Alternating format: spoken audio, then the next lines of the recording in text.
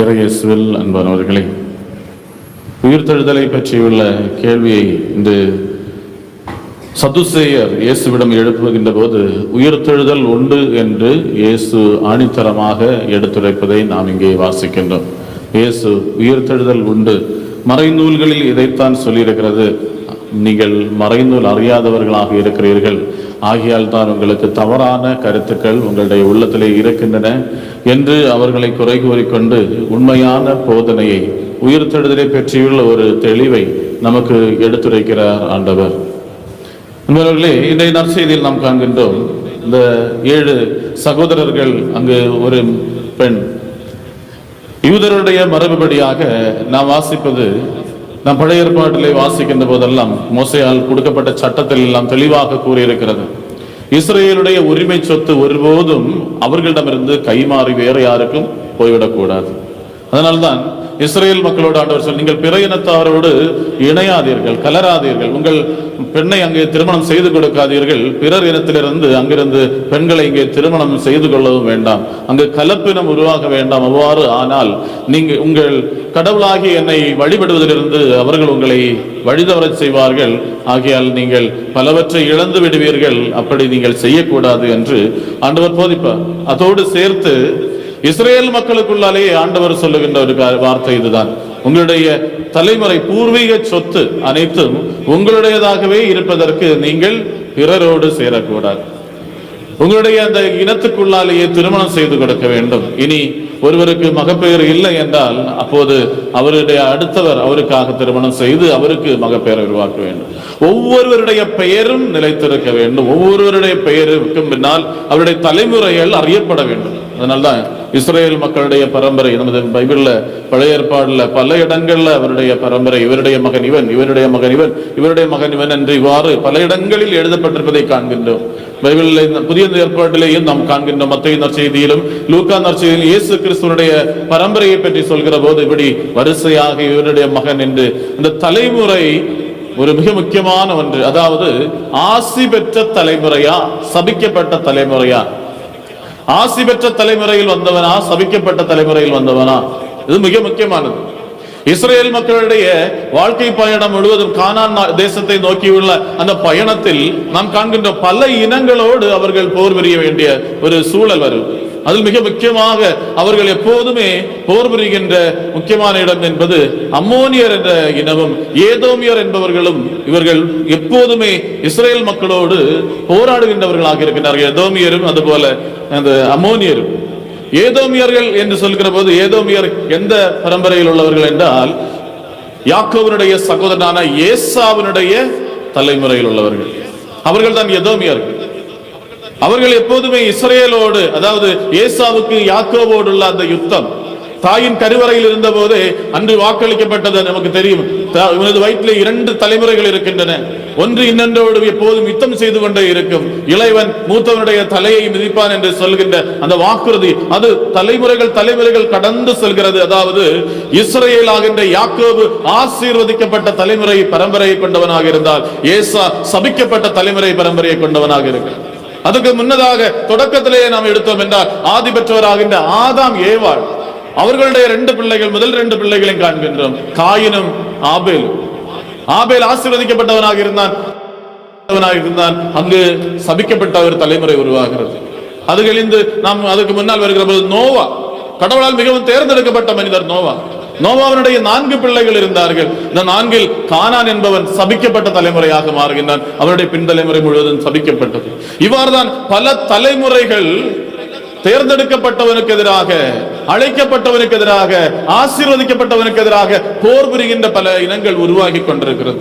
இன்னொன்று அம்மோனியர் என்ற இனத்தை பற்றி சொன்னேன். அம்மோனியர்கள் எவ்வாறு உருவானார்கள் என்றால், ஆபிரகாமனுடைய சகோதரர் என்று சொல்லப்படுகின்ற லோத், பழைய ஏற்பாட்டை நாம் வாசிப்போம், தொடக்க நூல் 18ஆம் அதிகாரத்திலே வாசிப்போம். லோத் சோதோம் குமார நகரத்தை ஆண்டவர் அவர்களுடைய தீச்செயலுக்காக அழிக்கின்ற போது லோத்தோடு ஆண்டவர் சொல்வார், நீ இங்கிருந்து மலைப்பாங்கான இடத்திற்கு ஓடிப்போ, முன்பொருட்டு நான் இந்த இடத்தை இப்போது அழிக்க மாட்டேன், நீ இங்கிருந்து செல்கிறவரை அழிக்க மாட்டேன். லோத்து தன் 2 பிள்ளைகளோடு அங்கிருந்து கடந்து போவார். 2 பெண் பிள்ளைகள், அவர்கள் சென்று மலையில் ஒளித்திருப்பார்கள். காலங்கள் கடந்து போகிற போது பெண்கள் 2 பேருக்கும் ஒரு கவலை, நம்முடைய தலைமுறை இதோடு முடைந்து போகும், அழிந்து விடுமே, ஆகையால் நாம் நமது தந்தையோடு கூடி நமக்கு பிள்ளைகளை பெற்றெடுப்போம் என்று சொல்லி அவர்கள் தவறான முறையில் பிறந்த அந்த பிள்ளைகள் சபிக்கப்பட்ட தலைமுறையாக இஸ்ரவேலோடு, தேர்ந்தெடுக்கப்பட்டவனோடு, வாக்களிக்கப்பட்டவனோடு, ஆசீர்வதிக்கப்பட்டவனோடு எப்போதும் போர் புரிகின்ற ஒரு அம்மோனிய இனமாக உருவாகி இருக்கிறார்கள்.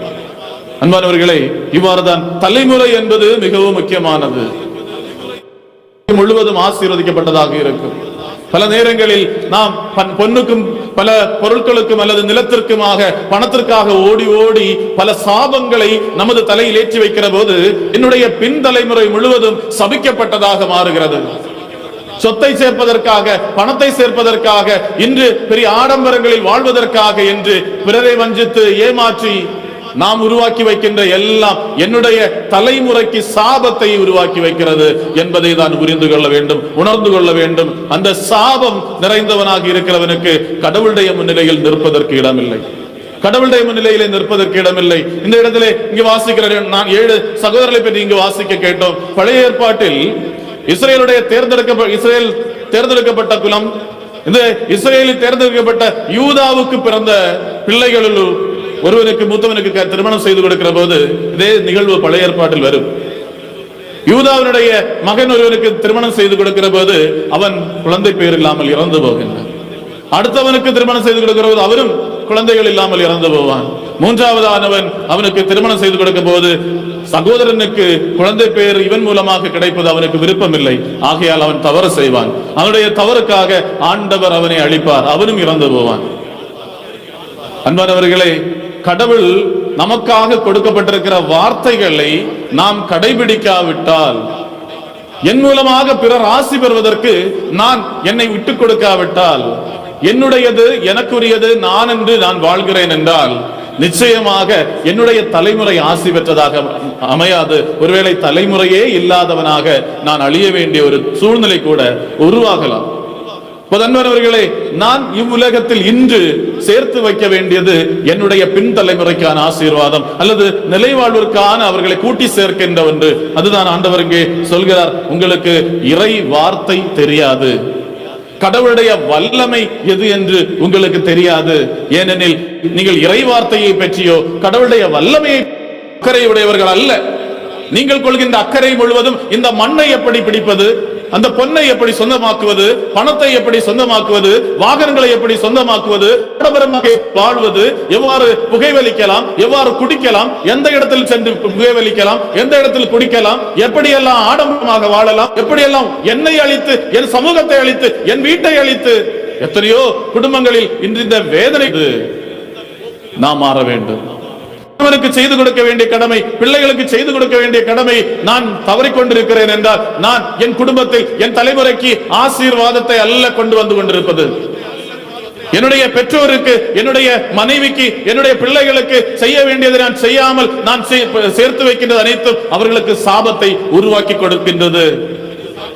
அன்பானவர்களே, ஆண்டவர் சொல்லுகின்றார், உன்னுடைய தலைமுறை முழுவதும் ஆசி பெற்றதாக ஆபிரகாமுடைய கடவுள், ஈசாக்குடைய கடவுள், யாக்கோபுடைய கடவுள் என்று அவர் அறியப்படுவதற்கு விரும்புவதற்கு காரணம் அவர்கள் ஒவ்வொருவரும் வாக்களிக்கப்பட்டது, தேர்ந்தெடுக்கப்பட்டது, கடவுளுக்கு ஏற்புடையது என்று செய்து வாழ்ந்து கடவுளுடைய முன்னிலையில் நின்றார்கள். அதே பட்டிகையில் நாம் ஒவ்வொருவரும் அவருடைய மகன், இவன் என்னுடைய மகன் என்று ஆண்டவர் சொல்ல வேண்டும், என்னுடைய தந்தை என்று அவர் அறியப்படுவதில் ஆனந்தம் கொள்கின்ற ஒரு கடவுளாக நாம் கடவுளுடைய முன்னிலையில் நிற்க வேண்டும். இதுதான் இந்த இறை வார்த்தை வழியாக ஆண்டவர் நம்மோடு சொல்லித் தருகிறார். விண்ணகத்தில் நுழைகின்றவர்களாக, விண்ணக பேர் சொந்தமாக்குகிறவர்களாக வாழ்வதற்கு இன்றே ஆசி பெற்றவனாக நான் மாற வேண்டும். நான் மட்டும் நுழைந்தால் போதாது, என்னுடைய தலைமுறையும் ஆசி பெற்றதாக மாற வேண்டும். பழைய ஏற்பாட்டிலே அரசர்களுடைய புத்தகத்தில் அரசர் எசேக்கியா என்ற ஒரு அரசரை பற்றி காண்கிறோம். எசேக்கியா கடவுளால் ஆசீர்வதிக்கப்பட்ட மனிதன், கடவுளுக்கு விருப்பமானவற்றை எல்லாம் செய்து வாழ்கின்ற மனிதன்.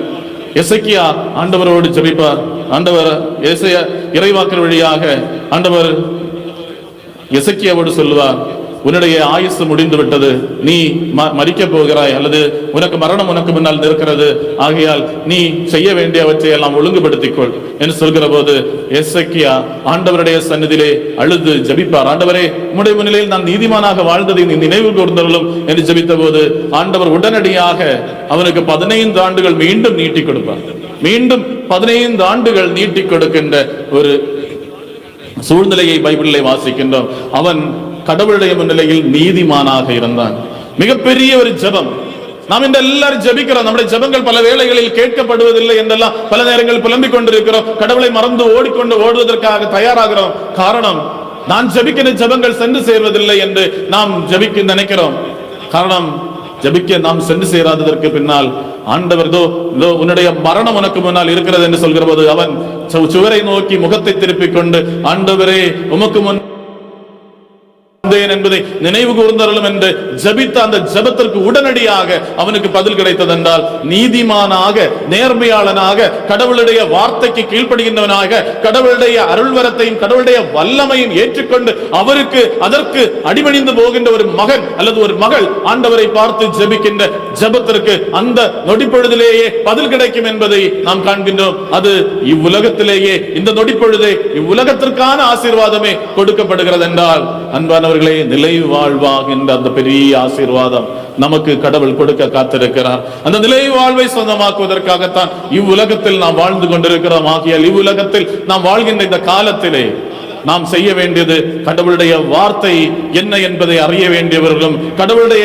ஆசீர்வாதம் என்ன என்பதை உணர்ந்து அந்த ஆசீர்வாதத்தை சொந்தமாக்கி அந்த ஆசீர்வாதத்தில் வாழ்கின்றவர்களாக நான் மட்டும் வாழ்ந்தால் போதாது, என்னுடைய பின்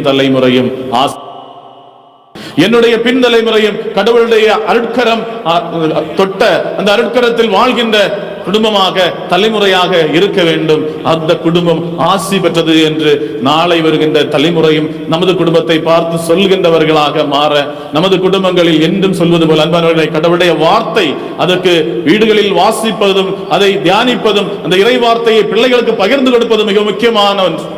பழைய ஏற்பாட்டில் இணைச்சட்டம் 6ஆம் அதிகாரம் 5-6 இறை வார்த்தைகளில் ஆண்டவர் தெளிவாக சொல்லுவார், நீ உன் மக்களுக்கு இந்த வார்த்தைகளை சொல்லிக் கொடு, அவர்கள் தங்களது நெற்றியிலே இந்த இறை வார்த்தையை பதித்து வைக்கட்டும், அவருடைய உள்ளங்களில் அவர்கள் பொறித்து வைக்கட்டும், அவர்கள் வாழ்நாள் முழுவதும் இதை அவர்கள் கடைபிடிக்கட்டும்.